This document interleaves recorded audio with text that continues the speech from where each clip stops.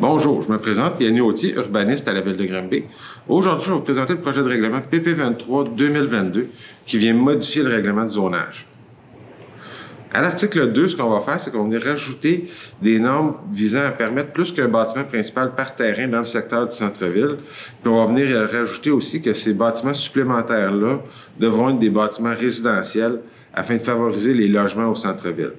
On va autoriser, à l'article 23.2, qui est rajouté au règlement de zonage, on va venir permettre que les bâtiments au centre-ville puissent être des bâtiments unifamiliales isolés.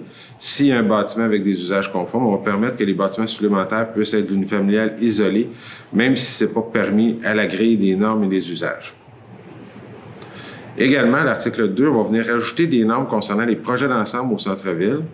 Ce qu'on va venir dire, c'est qu'il y a un seul bâtiment dans le projet d'ensemble qui va pouvoir avoir un usage autre que résidentiel. Les autres bâtiments vont pouvoir avoir des usages, mais résidentiels, de façon à favoriser les logements au centre-ville.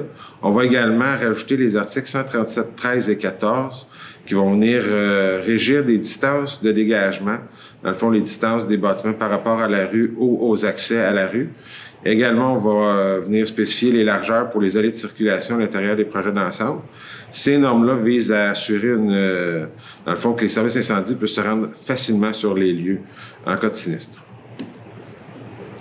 À l'article 3, on va venir modifier des limites de zone autour du projet House. On va venir agrandir la zone IN05R, qui est une zone résidentielle au nord de la rue Robitaille.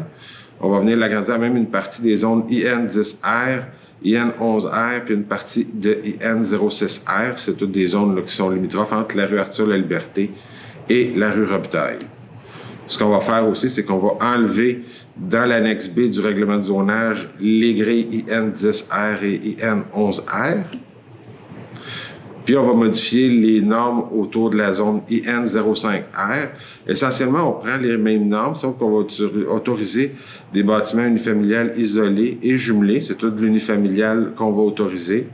On va venir permettre que les bâtiments aient 2 étages. Puis aussi, on va venir rajouter des notes concernant des servitudes de non-déboisement qui devront être respectées.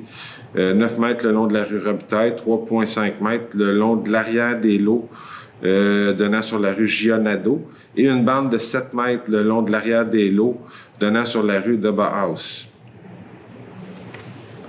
Comme mentionné dans l'avis public, le premier projet de règlement a été adopté par le conseil municipal lors de la séance du 20 juin 2022.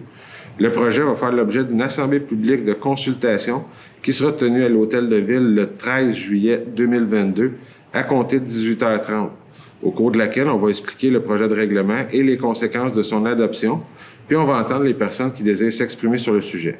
S'il y a lieu, les commentaires recueillis vont être transmis au conseil municipal à l'occasion de l'adoption du second projet de règlement lors de la séance du 22 août 2022.